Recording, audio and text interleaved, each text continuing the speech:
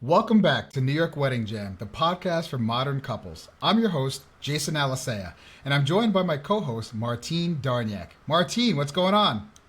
Jason, I am doing okay. I'm actually really excited for our segment today, and so I'm cheesing a little bit. I am very into music, in for those who don't know, and the one that we're talking about today leads us right into a topic that is near and dear to my heart.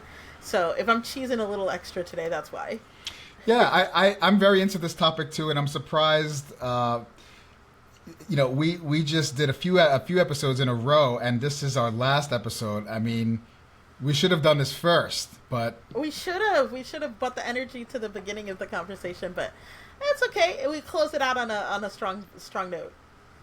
yeah, I would say like the entertainment, dance, party, and fun part of the wedding is definitely one of my more favorite parts of the wedding day, and that part of the day is usually led by the band or the DJ. So today's topic is, which are you going to have, band or a DJ?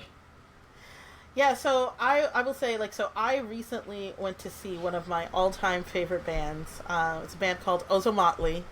If you haven't looked them up, look them up. They're fun. They show up in random places all the time, so sometimes they'll be on soundtracks for movies or games, like video games, which is always entertaining to me when it shows up. So I don't know if you've ever played The Sims, Jason, but Yes. that's one of the places. That's one of the places that Ozo shows up. So I don't know how old you think I am asking me if I've ever played The Sims.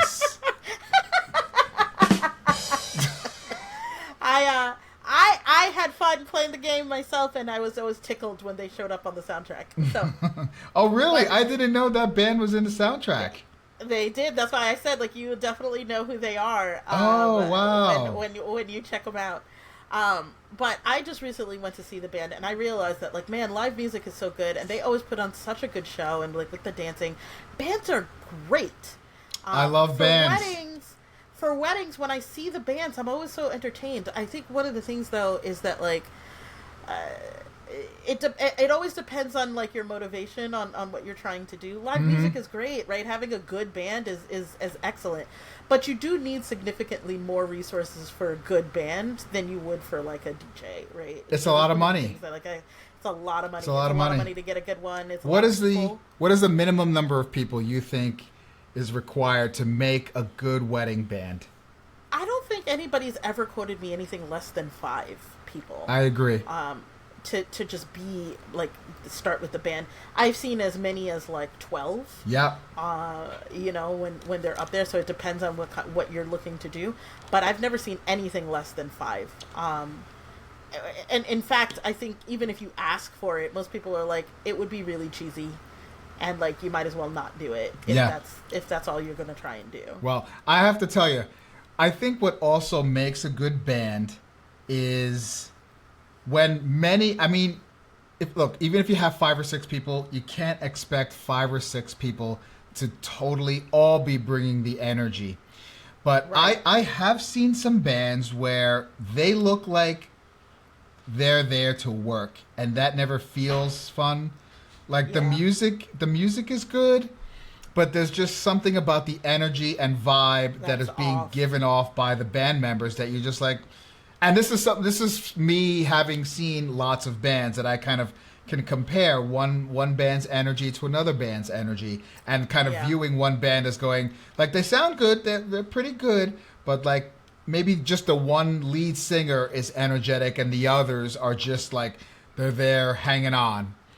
Right. So when I see a band of 5 or 6 people or more, and the majority of them, or the people who are crowd facing, are up and are into it and smiling and interacting with each other, and interacting with the guests, that for me, in addition to being good musicians and singers, that for me makes a great band, and I've seen a lot of examples of that.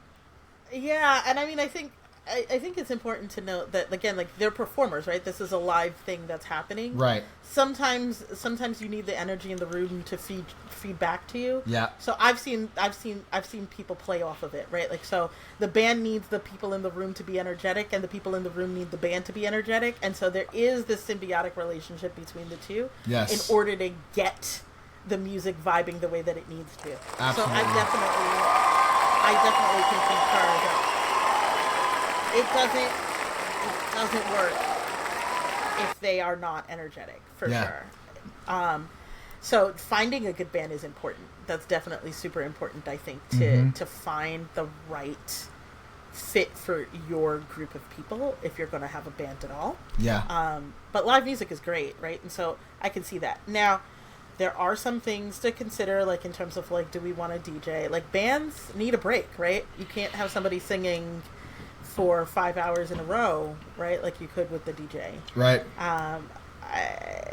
Just as a vocalist or even an instrumentalist, like they're gonna get tired, which means you need people to either swap in and swap out of this live band experience, which again, more money, or you got to expect that there's going to be a lull at some point when the band needs a break. Yeah. And can't. Yeah, so we talked about this earlier in an earlier episode, I think, about vendors and when vendors should eat to kind of make the reception run smoother in terms, well, I don't know if we were talking about videographers and photographers, but certainly this applies to the band too, that they should be eating when the guests are having their main course, because nothing else is going on. And so you've seen this too, where let's say you have an 8-person band, 8-piece band, and during most of the night, they're all up there, but during dinner time, maybe 5 of them will be eating, and 3 will just kind of be playing kind of a low-level background music, maybe some jazz or something mellow to keep the crowd entertained while they eat. And then the 5 main people will come back once things get going again, while the 3 go back to eat. Then they join later. So there is a way to kind of separate your band if you have enough pieces to do that. That's my point, though, is that, like, again, you have to have enough people to swap them in and out. I've also seen sometimes where, like, if you don't necessarily have, more than 5-piece band, I've seen them, like, just put on, like, a track. Like a track, like, during dinner time or when they need that break.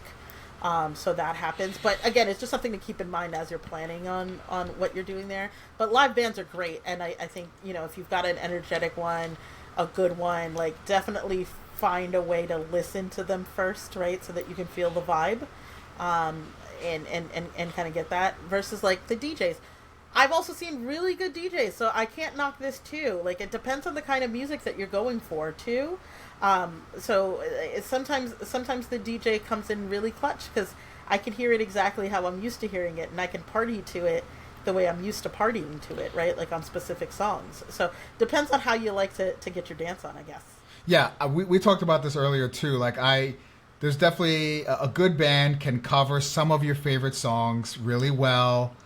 What is that song? Of course, now I can't. It'll come to me later. But some songs are covered by bands really, really well. And when you hear it, you say, "Oh, it sounds like a reasonable facsimile of my favorite song, or a song that gets me hyped up for a party." But there's nothing like hearing your original song, right? Like Pitbull. If you take any one of Pitbull's party anthem songs.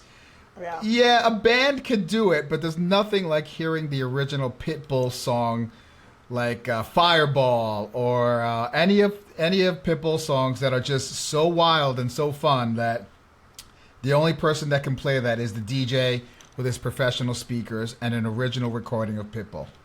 Right. And I mean, again, like, the line dances are bound to happen. They're usually big crowd pleasers, like when people want to cha-cha slide or, wobble or whatever it is that they're doing. And it's a little harder for the bands to pull those off. I'm not saying they don't, because they have, right? But it's never quite the same. Right. Versus like, they're definitely going to be things that they can bring to the table, and the live music effect is definitely real. So I think it just depends on what your party experience, like what kind of party experience you're looking to have, and do you want the original sounds, and the original feel of all of the music, or are you okay with an interpretation with a really good cover band? Yeah. I would also say that we talked about some negatives of a band, but there are also some negatives of a DJ. And sometimes, I guess this could be, it's less likely with a band, but sometimes with a DJ who's not listening to your playlist, or sometimes a DJ who is not respecting your do not playlist, will play music that you don't want at your wedding, right? So, at our wedding, we asked for specific music to be played during dinner. We even gave a playlist. Yeah. Okay?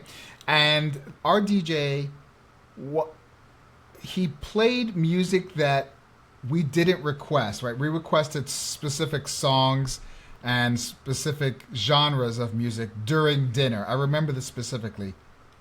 And he played like Frank Sinatra music. I'm trying to think of others in that era. Tony Bennett. That type of music, which my wife and I actually did enjoy and do. And, who doesn't like that type of music for dinner? It isn't offensive or really wrong, but we wanted the music that we had chosen, and he didn't. So he didn't play that, and it's fine. I mean, we noticed it, but we weren't super offended. But that's fair.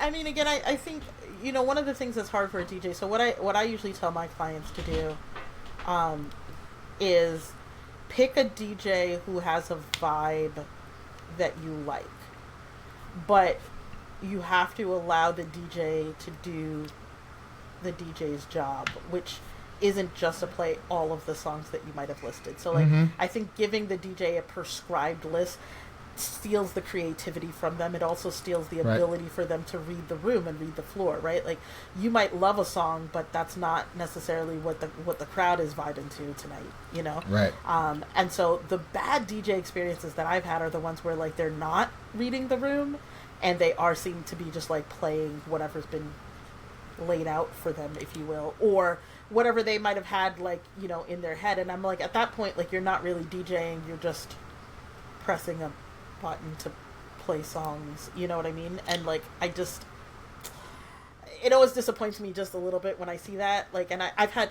I think the worst DJ experience that I had, truthfully, was there was a DJ who was playing dance music during dinner, and dinner music during, like, when the dance floor was open, which is completely ridiculous. And it was like, did you mix up your buttons? Like, I'm not really sure what's happening right now. But as maybe it was like that episode of Seinfeld where George, it was like reverse day, and George had to do everything that George was naturally inclined to do. He had to do the opposite. It was painful. It was like, in all honesty, it was painful to watch it happen. And as a vendor team, the rest of us were sitting at the table being like, wow, this is the worst. Like, this, like, nobody could understand what was happening. You know what I mean? Like, just, like, overall feeling of the thing was like, we can't get into it right now. Yeah. And I don't know what those conversations had looked like with the DJ beforehand. You know what I mean? But, like, it's definitely one of those things to keep in mind, that it can go bad either way, even with pre-recorded music. And I think it's actually easier to go bad if your DJ is a bad one than it is with a band. Because even if the band is a bad one, there's something about live music that just brings people together, assuming that they've got any kind of talent. Yeah. Versus the DJ, if they don't know what they're doing, like, I mean, I'm definitely picky about it myself, I will tell you, just because, like, music is important. It's one of the big threes of like what makes a good party, right? And so when you get it wrong, like, it feels wrong, right? Like, it definitely feels off. And I've been at enough weddings where I'm like, ooh, this was tough. This was a rough one. Like, nobody's dancing, no one's really feeling the music, and nobody seems to be able to pick that back up, Yeah. Like, and get the party vibing. So let me share another kind of experience that I've had. Well, not an experience, but just an observation with all of the weddings that I've done. And that is, typically when you have a band, while there is a person who kind of will be the MC, for bands, the MC character, right, plays a smaller role on the wedding day.